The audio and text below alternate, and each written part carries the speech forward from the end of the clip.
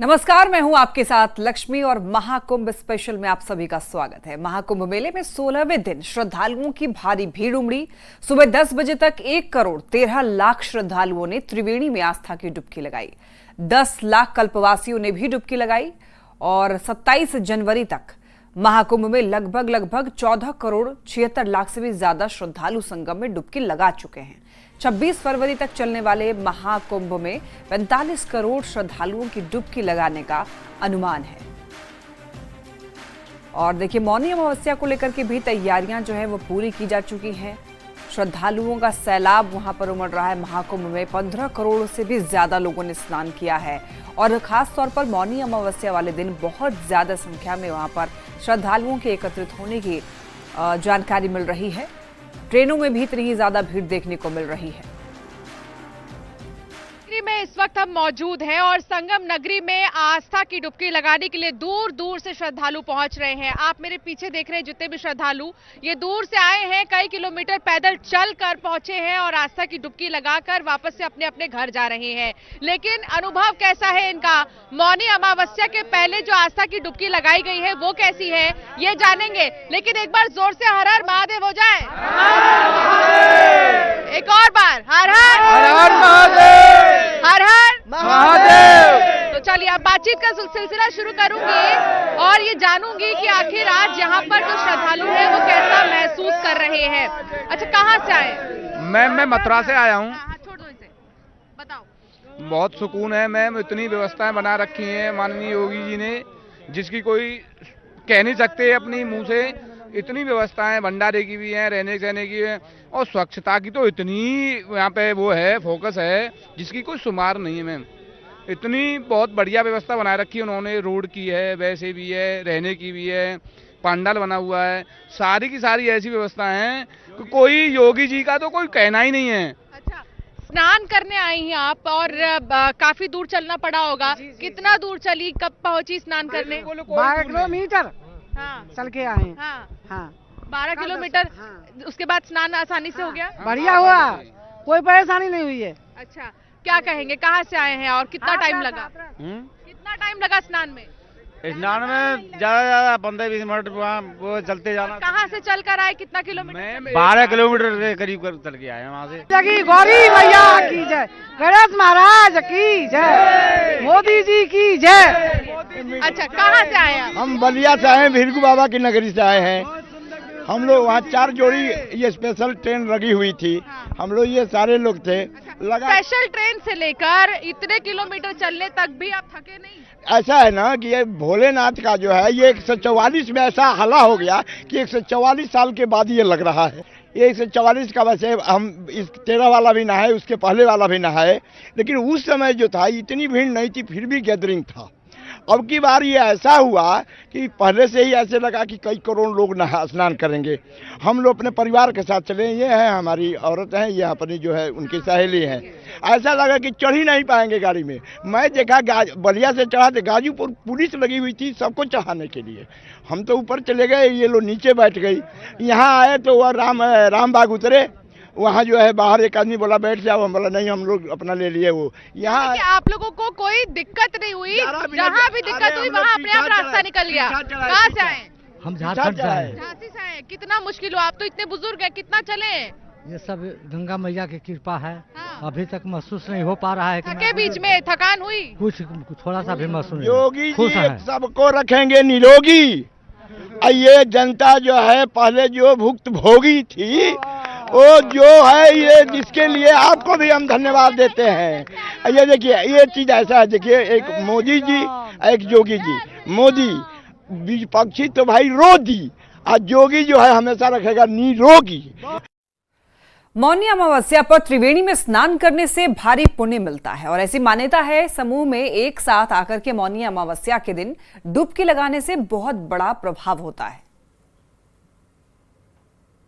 मौनी अमावस्या आ रही है 29 तारीख को, इसके क्या मायने रखते हैं? 144 वर्ष के बाद ऐसा योग बना है मौनी अमावस्या पर, जिसकी बहुत प्रतीक्षा थी, जिसके लिए इतनी बड़ी तैयारियां, करोड़ों लोग यहाँ एकत्रित हुए हैं।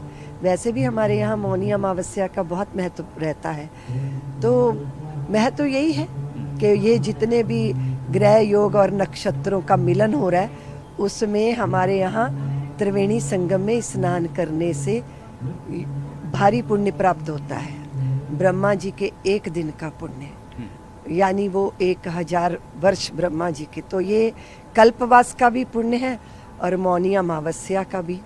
इसका अपने आप में ही बहुत महत्व है। तो सबसे बड़ी बात है पूरे समूह का एक साथ आके मौनी अमावस्या पे डुबकी लगाना। जब एक आध्यात्मिक शक्ति ऊर्जा एक साथ सघनभूत घनीभूत हो जाती है तो वो बहुत बड़ा प्रभाव डालती है। ग्रह नक्षत्रों का हमारे जीवन पर, हमारी पृथ्वी पर, पृथ्वी के उद्वेलन पर या शांति पर, जीवों के मन पर इसका बड़ा प्रभाव पड़ता है। तो जितनी भी नकारात्मक शक्तियां हैं वो सब हम पे हावी ना हो, हमारी सात्विक सत्ता प्रबल हो, ये उसका व्यक्तिगत महत्व होता है। मौनी अमावस्या क्यों इतना खास है? मौनी अमावस्या को इतना महत्व क्यों दिया जाता है? इस रिपोर्ट में देखिए। मौनी अमावस्या क्यों है खास? अग्र पीठाधीश्वर राजेंद्र दास जी हमारे साथ में हैं, वो खुद ही हमें बताएंगे कि मौनी अमावस्या इतनी महत्वपूर्ण क्यों है सनातन में। महाराज जी, मौनी अमावस्या मैं देख रही हूँ कि ना जाने कहाँ कहाँ से लोग आ रहे हैं, आप जरा हमें बताएं कि क्यों इतनी खास है।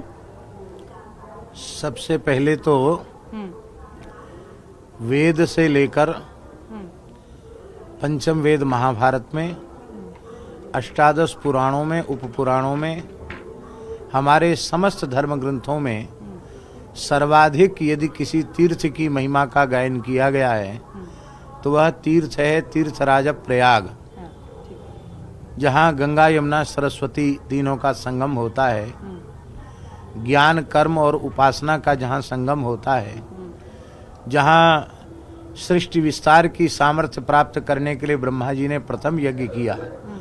इस पृथ्वी का सर्वोत्तम स्थान तीर्थराज प्रयाग।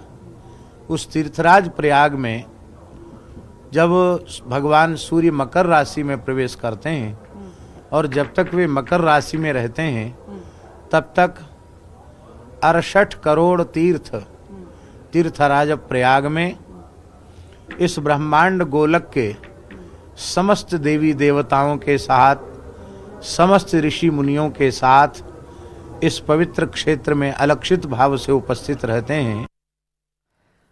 प्रयागराज महाकुंभ के जरिए सनातनी संस्कृति विश्व पटल पर अपनी एक अलग पहचान बना चुकी है, जिसकी तस्वीरें हर दिन त्रिवेणी के पावन संगम पर देखने को मिल रही है। दुनिया के हर कोने से हर विदेशी श्रद्धालु महाकुंभ में आस्था की डुबकी लगाकर अपने आप को बड़ा सौभाग्यशाली बता रहे हैं।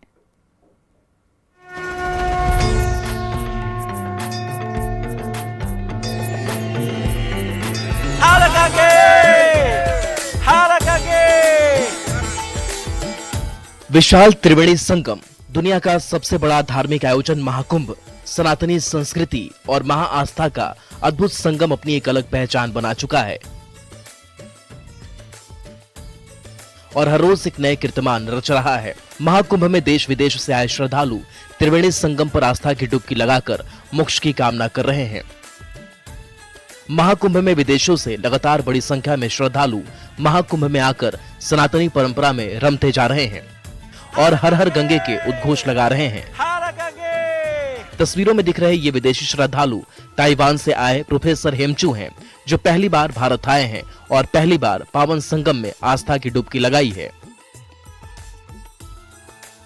Very, very touching, especially when I see the whole family. They bring their elders, grandpa, and bring their small children, and together, when they walk into the river Ganga, then everybody, they hold hands, and it's so touching because it's really like reunited the whole country and whole people and the hearts together.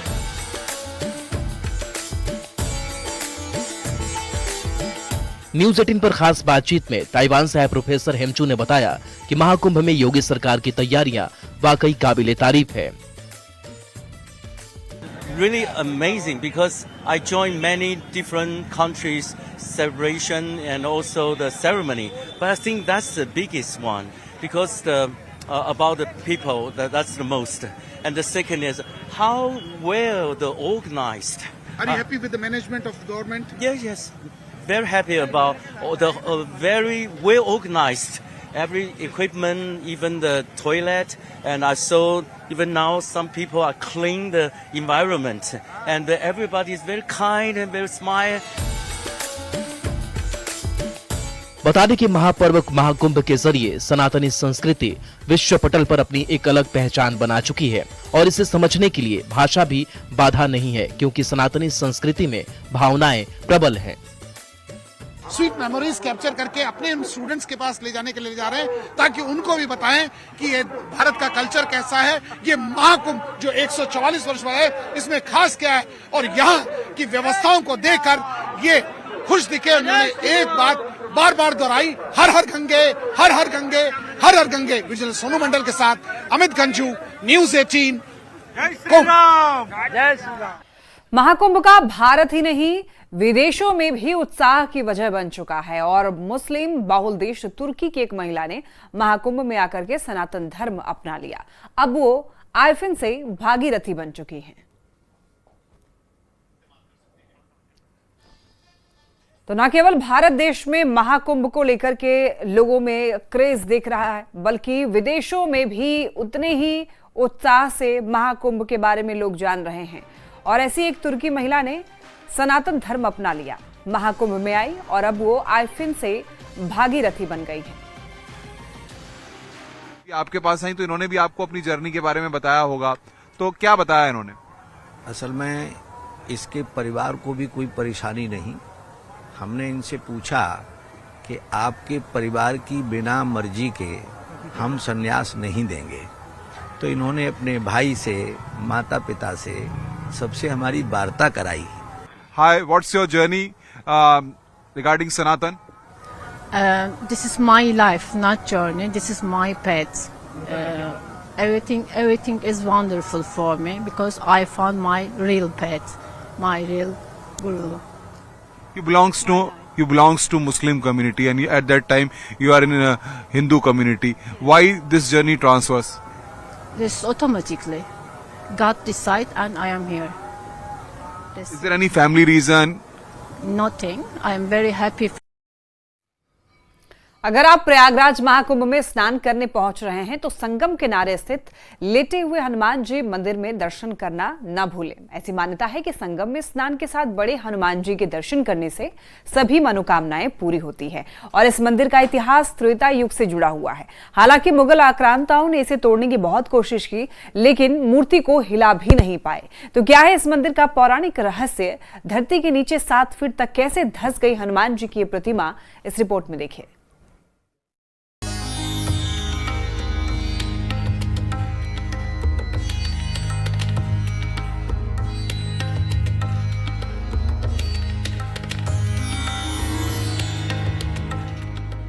सनातन में मान्यता है कि प्रयाग में प्रवेश मात्र से ही समस्त पापों का नाश हो जाता है। जहां ब्रह्मा जी ने सृष्टि का सबसे पहला यज्ञ संपन्न किया था, जहां अजर अमर हनुमान जी साक्षात लेटे हुए हैं। प्र यानी प्रथम, याग यानी यज्ञ, प्रयागराज जिसे 5 प्रयागों का राजा कहा जाता है, जिसे तीर्थ राज प्रयागराज कहा जाता है, जहां पर ब्रह्मा ने सबसे पहले यज्ञ का किया था, जहां आदि श्री गणेश ने पहली बार मूर्ति रूप में वो विराजमान हुए थे। ऐसा है प्रयागराज और महाकुंभ 2025 का ये सबसे शानदार सफर, दुनिया का सबसे बड़ा धार्मिक और आध्यात्मिक मेला इस वक्त वैश्विक स्तर पर भारत की गूंज के साथ गुंजायमान है। संगम की धरती पर इस वक्त सनातन का सबसे बड़ा आयोजन महाकुंभ चल रहा है। करोड़ों लोग स्नान कर रहे हैं और यहीं पर विराजमान बड़े हनुमान मंदिर में माथा टेकने पहुंच रहे हैं, जिनकी महिमा अपरंपार है। आज हम आपको प्रयागराज की धरती से एक एक तस्वीर मेरे सहयोगी रंजन के जरिए दिखाने जा रहे हैं, जो ये बताएंगे अपने कैमरे के जरिए कि किस तरह से पौराणिक कथाओं से लबरेज हमारी भारतीय संस्कृति, हमारी भारतीय परंपरा बड़े हनुमान मंदिर जी की एक विशेष महत्ता बताती है। संगम किनारे लेटे हनुमान जी से जुड़ी कई मान्यताएं हैं। सबसे प्राचीन इतिहास इस मंदिर का त्रेता युग से है। मान्यता है कि माता सीता के आदेश पर हनुमान जी यहाँ विश्राम के लिए लेटे थे। कहा जाता है कि हनुमान जी जब लंका विजय के बाद अयोध्या लौट रहे थे तो माता सीता ने उन्हें कहा कि यहीं पर वो कुछ देर विश्राम कर लें और अपनी थकावट को दूर कर लें। माता सीता के आदेश को हनुमान जी किसी कीमत पर कभी नहीं टालते थे, इसलिए ये भी उन्होंने एक आदेश के तौर पर, एक प्रेम के तौर पर लिया। और कहा जाता है कि हनुमान जी यहीं पर लेट गए, इसलिए हनुमान जी की जो प्रतिमा है वो लेटी हुई अवस्था में आपको नजर आएगी। हनुमान जी की ये अद्भुत प्रतिमा दक्षिणाभिमुखी और 20 फीट लंबी है। माना जाता है कि ये जमीन से कम 6 से 7 फीट नीचे है। इतिहास बताता है कि मुगल आक्रांताओं ने इस प्रतिमा को हटाने की बहुत कोशिश की, लेकिन टस से मस नहीं कर पाए। एक वक्त, एक दौर वो था जब मुगलों का आक्रमण हिंदू मंदिरों पर हो रहा था। उस दौरान बड़े मंदिर पर भी नजर पड़ी, बड़े हनुमान जी के मंदिर पर नजर पड़ी और फिर आदेश ये दिया गया कि हनुमान जी की इस लेटी प्रतिमा को यहाँ से उखाड़ दिया जाए। लेकिन कहा जाता है कि मुगलों के किसी सैनिक में इतनी कुवत, इतनी ताकत नहीं हुई कि वो हनुमान जी की प्रतिमा को तिनके भर भी, रत्ती भर भी यहाँ से टस से मस कर सके। और देखिए, ठीक यही हुआ। कहा जाता है कि लेटी हुई हनुमान की प्रतिमा और धरातल के अंदर धंसती चली गई, मजबूत होती चली गई, जिसके बाद 6 से 7 फीट अंदर बड़े हनुमान जी की प्रतिमा ठीक यहीं पर। इस प्रतिमा के बारे में ऐसा माना जाता है कि इनके बाएं पैर के नीचे कामदा देवी और दाएं पैर के नीचे अहिरावण दबा हुआ है। उनके दाएं तरफ राम लक्ष्मण हैं और बाएं हाथ में गदा शोभित हैं। इस मंदिर के निर्माण के पीछे कन्नौज के राजा का इतिहास भी जुड़ा है। कि इसके पीछे भी, प्रतिमा के यहाँ पर निर्माण के पीछे भी एक कथा यहाँ पर है। कन्नौज के राजा की तरफ से जब इस प्रतिमा को बनाने की बात यहाँ पर उनके गुरु के जरिए की गई, कहा जाता है कि उनकी कोई संतान नहीं थी, जिनके बाद उनके गुरु ने उन्हें कहा कि वो इस प्रतिमा का निर्माण यहाँ पर करवाएं। ये भी पौराणिक कथा का वही हिस्सा है। हालांकि कहा जाता है कि यहाँ से पहुंचने से पहले ही हनुमान जी की प्रतिमा जो है वो कहीं खो गई, कहीं बह गई, जो कि कई बरसों बाद मिली, जिसके बाद पुनः दोबारा से जो है उसे स्थापित यहाँ पर किया गया। तो 600 से 700 साल का ये जो अपना इतिहास है, जिसमें आप पौराणिक कथाओं से जोड़कर इसे देखते हैं, जिसमें आप इतिहास के पन्नों को पलटने के बाद बड़े हनुमान जी की महत्ता को यहाँ पर समझते हैं, तो कुछ इसी तरह का इतिहास यहाँ से जुड़ा हुआ है और श्रद्धालुओं का सैलाब यहाँ पर लगा रहता है। बजरंगबली यहाँ आने वाले सभी भक्तों की मनोकामनाएं पूर्ण करते हैं। मान्यता है कि संगम में स्नान के बाद लेटे हनुमान जी का दर्शन जरूर करना चाहिए। प्रयागराज में मौजूद लेटे हुए हनुमान जी, कहा जाता है कि आस्था की डुबकी लगाने के बाद उनके दर्शन यहाँ पर जरूर करने चाहिए। आपकी आत्मा की जो शुद्धि के लिए आपकी कोशिश होती है, मोक्ष की जो कोशिश होती है, हनुमान जी का जो आशीर्वाद होता है वो भक्तों पर यकीनन यहाँ पर बरपता है। तो कुछ ऐसी है बड़े हनुमान मंदिर की ये कथा, जिसे सिर्फ कथा नहीं बल्कि हर भक्त अपने अस्तित्व का सबसे महत्वपूर्ण हिस्सा मानता है। और इसी के साथ महाकुंभ स्पेशल में फिलहाल के लिए इतना ही। तमाम खबरों के लिए आप देखते रहिए न्यूज़ 18।